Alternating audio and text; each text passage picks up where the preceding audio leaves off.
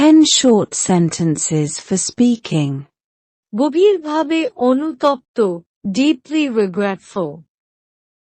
ব্যাপকভাবে পরিচিত, widely known.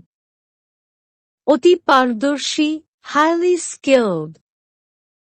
দৃঢ়ভাবে প্রতিষ্ঠিত, firmly established.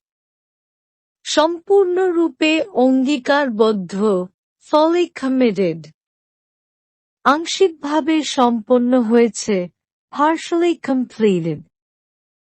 ভদ্রভাবে প্রত্যাখ্যান করা, politely decline.